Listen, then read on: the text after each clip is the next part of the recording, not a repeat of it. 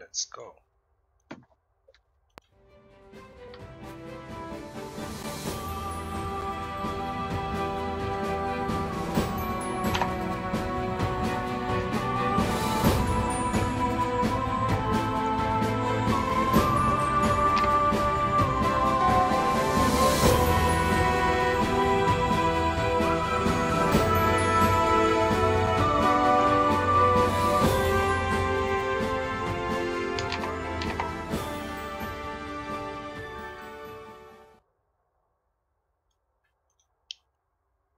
Good evening, people.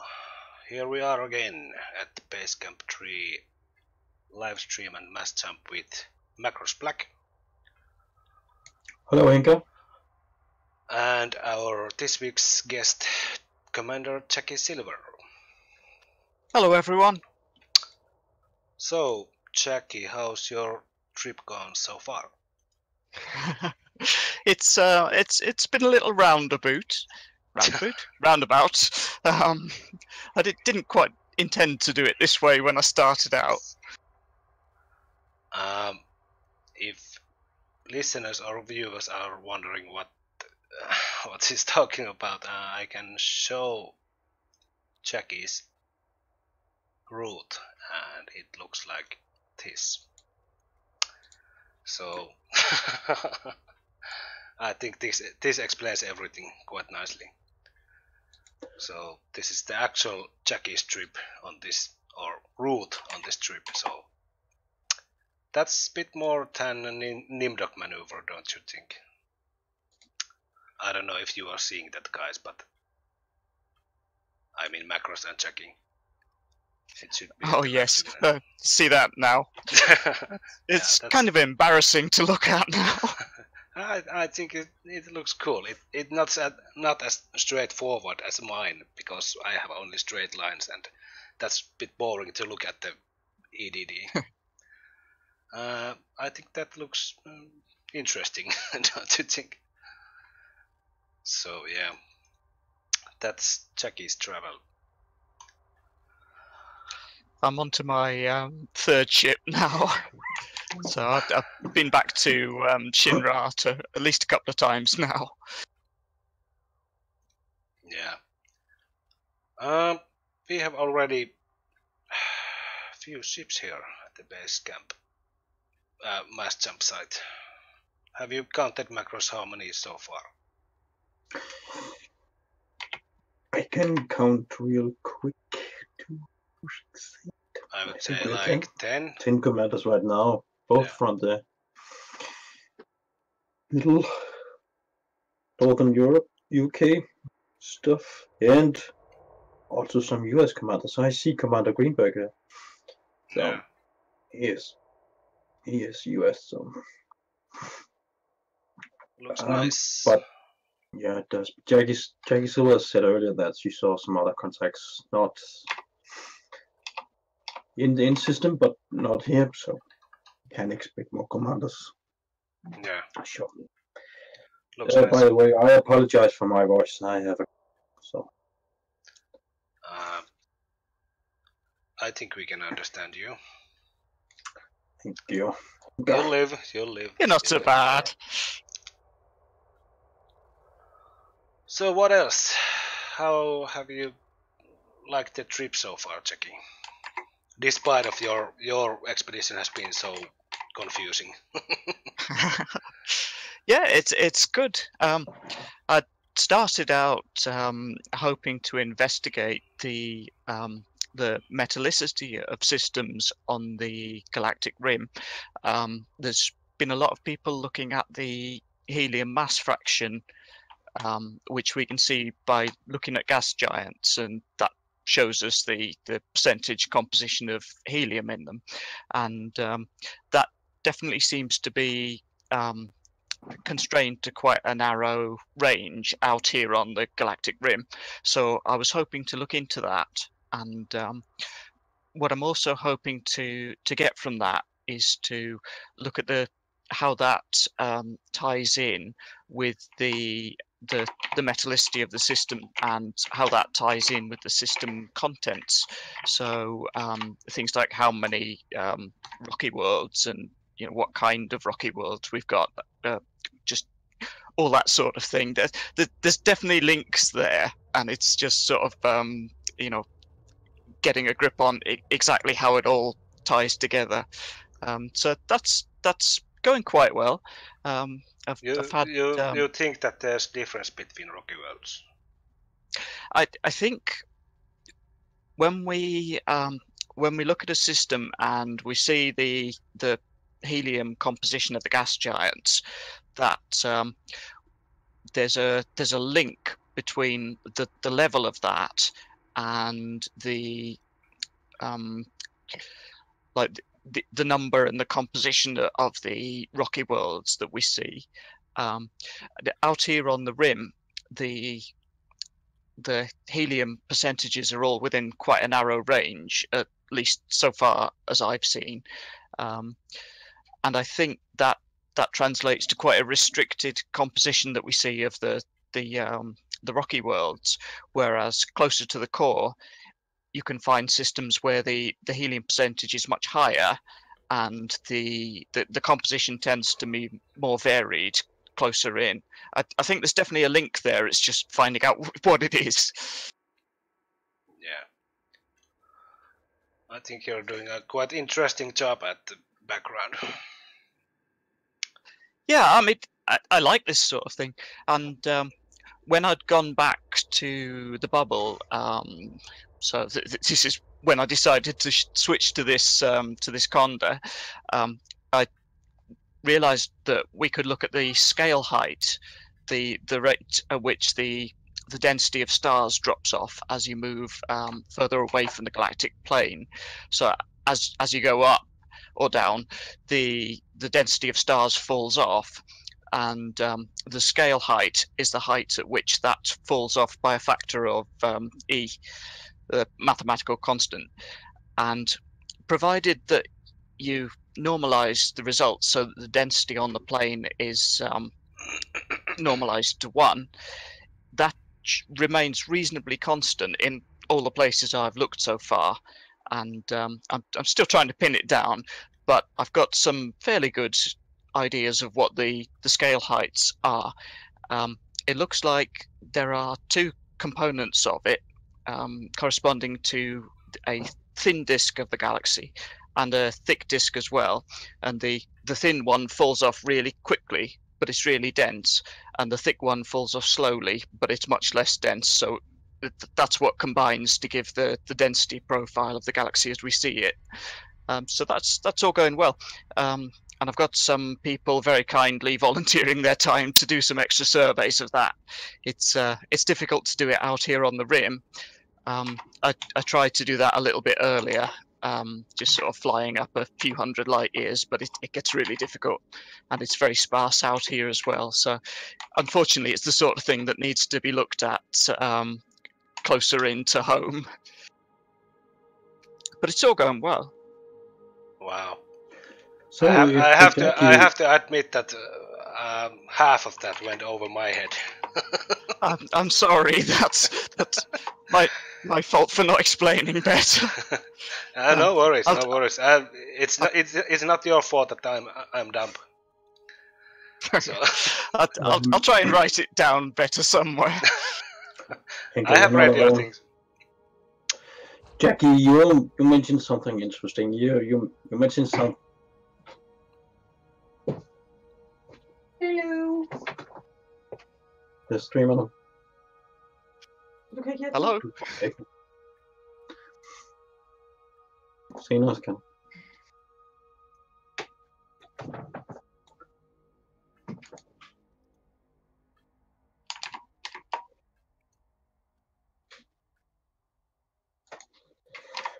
Let me see.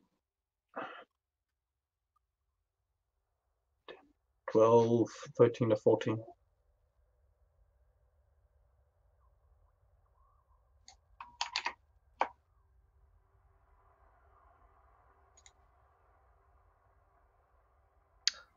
I don't know how's the stream quality at the moment? It seems it's a bit choppy for some reason. I don't know why. Yeah, it is a bit. It's a bit choppy. I have no cure or fix for that at the moment because the stream has started, but I haven't changed anything, so I really don't know why it's doing that at the moment, but we'll have to just deal with that now. Jackie, you mentioned something interesting about 2 disks. Can you elaborate on the 2 disks?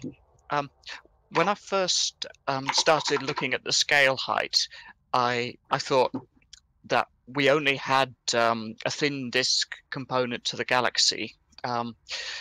Basically, the Galaxy is, depending on which research you look at, it's either composed of one single sort of disk component surrounded by a halo, or it's composed of a thin disk which is sort of close to the plane, and a thick disk which is further away but much sparser.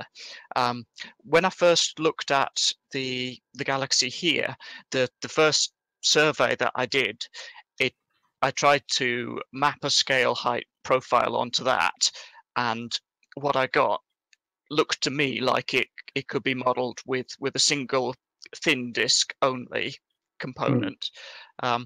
So I tried that, but then it didn't seem to work out towards the further away from the Galaxy that we got. So I got some more data, and then I just played around with the numbers until I found a profile that would fit by using a combination of 2 scale heights and 2 initial densities.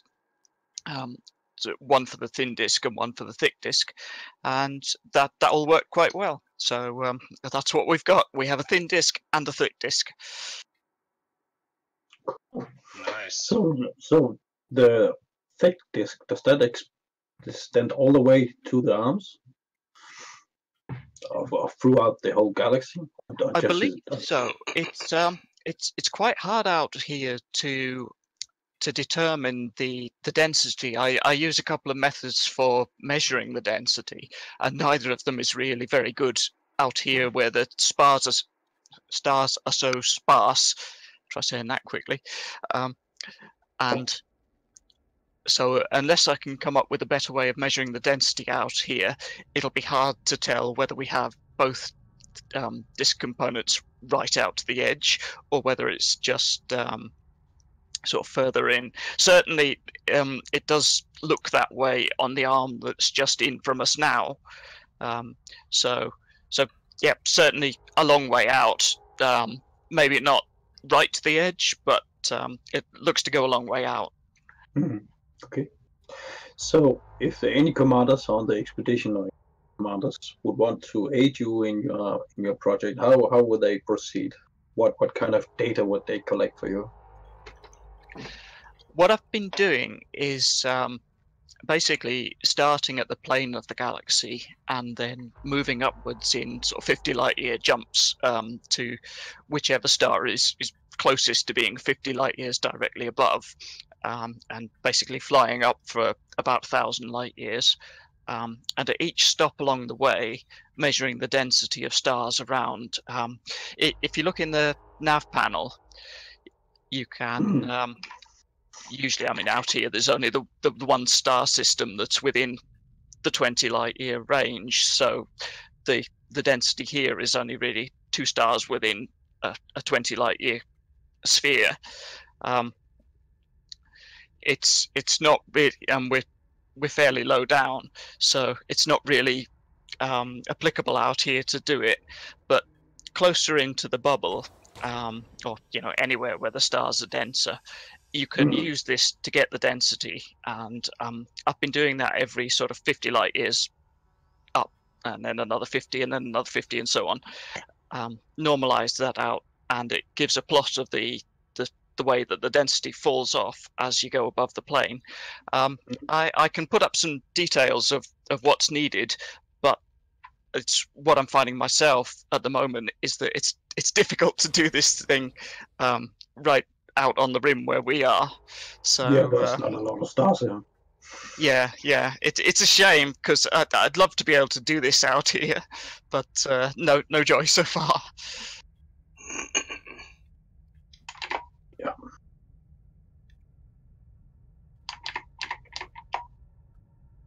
Macros, how many commanders do we have here? How many commanders? Ah, I see. 6, 8, 10. I think we have 15 commanders here right now. Nice, nice. Good showing. Yeah. Yes. So, Jackie, have you enjoyed DECE so far? Oh yeah, absolutely. Loving it. Yeah, my route hasn't been quite aligned with most people on the expedition so far. I bet Nimdok loves you. Yeah, following in the footsteps of Nimdok. Yeah, greetings to Commander Nimdok. I know he's listening, probably.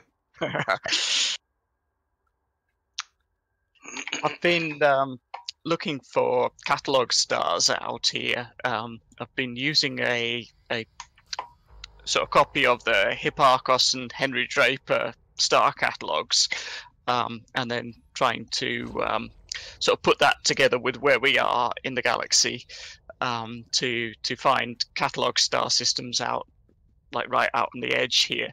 I've found a few quite close to where we are now, and I hope to get some more as we go further around the galaxy. I'll try and make that sort of publicly available for people to check out. So I'm having fun with that, definitely. Nice. I'm really impressed that we from Earth managed to measure stars way out here in the arms, because it is a long way from Sol, right? So that's quite impressive that someone managed to actually see the stars out there. Yeah, absolutely. By the way, Nimdok said in chat that he's listening. Hi, Nimdok. Thanks for the inspiration. I think he got the greetings. Jackie, can we talk about your ships that yes. you've been using on the expedition? Yes, I'm onto my third ship now.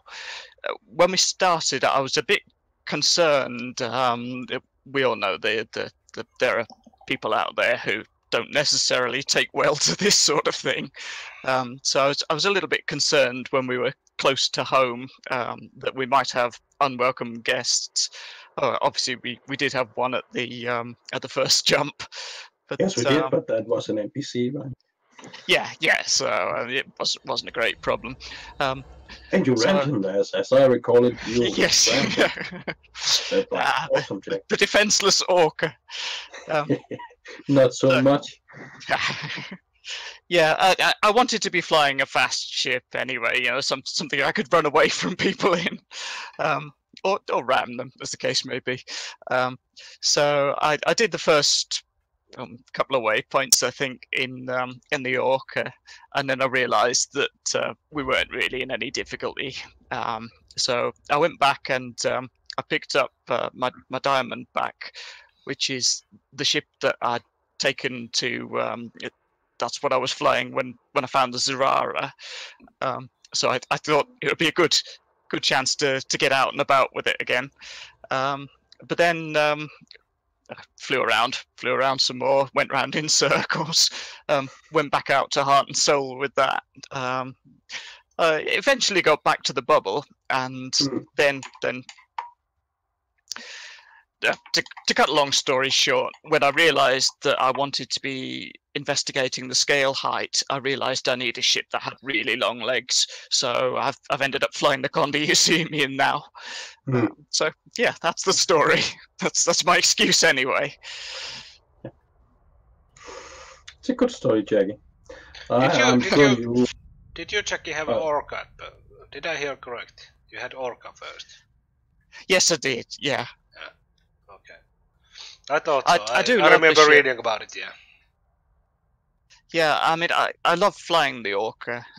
It's a big ship. It's good looking, or I think it's good looking, and it's really quick. And I always like really quick ships, so it was my thing.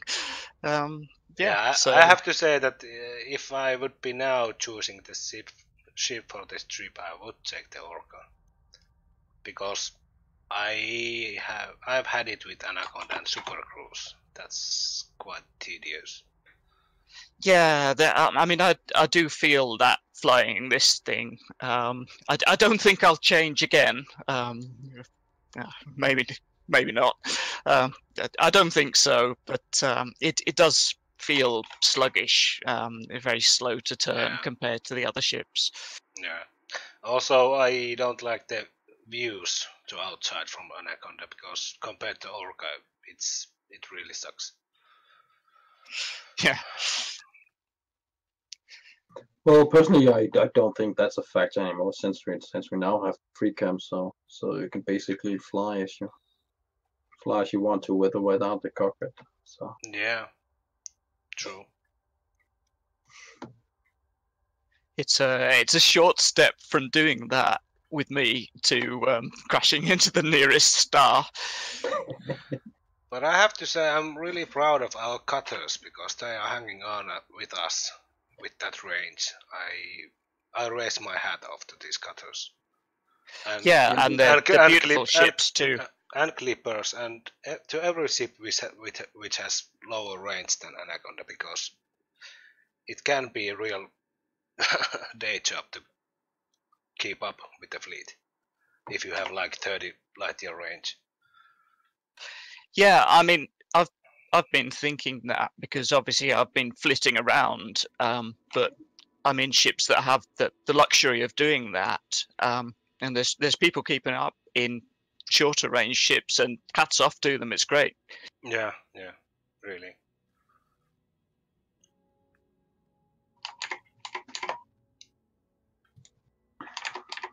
And considering that there will be waypoints which are only reachable with 50 light years range, so when you're choosing a ship with lower range, you're knowingly leaving yourself out from those waypoints. Well, for example, Star One and Manifest Destiny. But hey, that's everyone's choice, personal choice. Yeah, it is. And if you can't make a waypoint, then that's it. That's just the way it is. I wouldn't have taken Anaconda if this expedition wouldn't have been all about reaching the hard places. But because it partially is, I think Anaconda was the only viable choice. Yeah. And you might remember that I was going to go with Corvette. Yeah, you said so. Someone might have heard that would be brave. Yeah, I'm a bit sad. And a bit sad also. Yeah, I think I said this last time also, but I'm a bit sad that no one took the Corvette, because it's good looking ship and I like it. For me as well, it's the amount of time spent gathering materials for jump boosts as well. With the Orca, I was finding I had to use an awful lot of them just to get about, and I got myself a stock of them before we started out, and ran out of them fairly short. So I need to go prospecting at some point. Nimdog asks in the chat, what happened to that winder? I think that he means our flagship. Well, I think Marlon Blake, which is in our flagship, he went ahead, and I'm not sure where he is right now, but he's not at any. I haven't seen him at any of the base camps, so. Yeah, me neither. But he's around. He's around. Lee Gonzalez as flagship. I think we should have chosen one of the periodic cutters, because that's it. That's really my favorite classy looking ship. Yep. In Elite Dangerous. So Jackie, I have a question for you. It's a big question, and we don't have much time, so but I'm going to pose it anyway. Is it true that you have decompiled the galaxy, Jackie? That's a complete lie. I wish I could. Oh, but you had help. Oh, Commander Allot. Yes. Yeah, come on. I'm talking about the Stellar Fortune and naming. Yes, yeah. That was very much a collaborative effort between us to work out exactly what Universal Cartographics were doing with their strange choice of naming conventions. I mean, who knows why they choose on Fui Uke JFR D43 as a name. Strange, but yeah, we got there. Yeah. So you figured out how the Stellar Fortune has been constructed, naming-wise, or well, system-wise, or naming-wise. Naming-wise.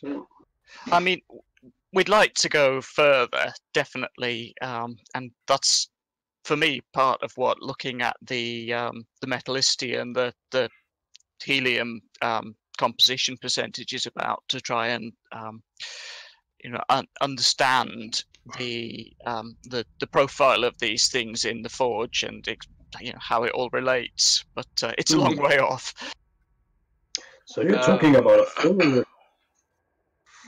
That is awesome.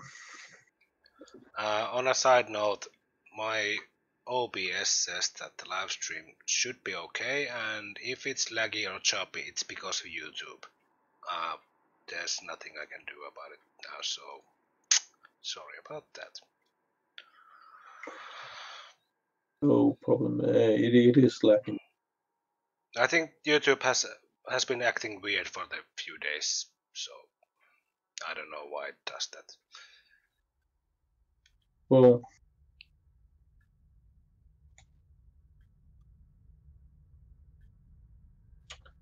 can't do anything about it. So no, I can't do anything about it at the moment.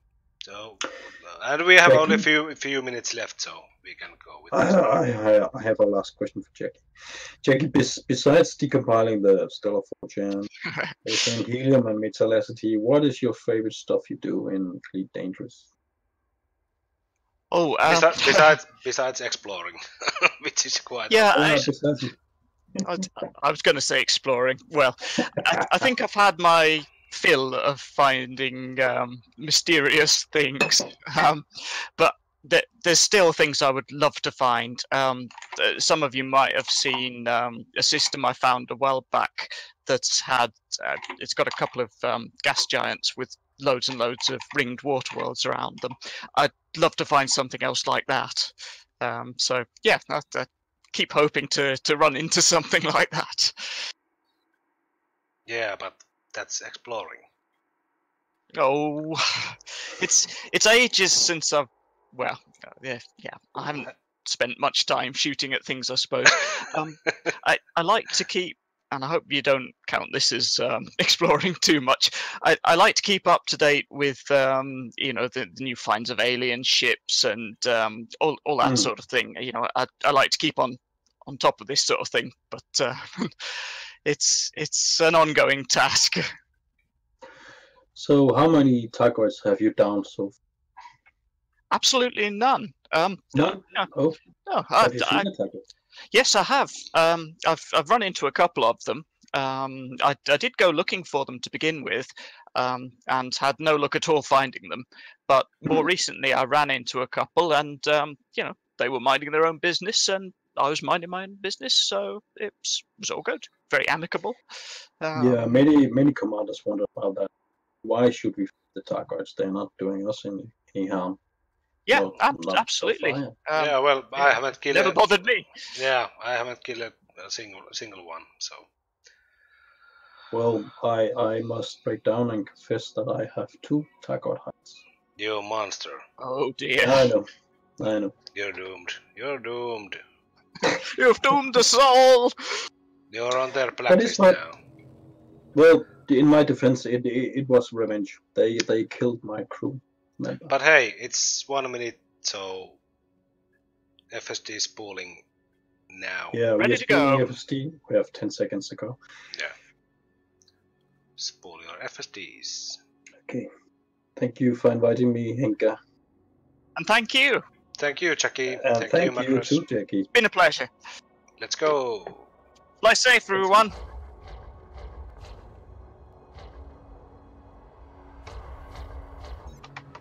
Ah, this is bah.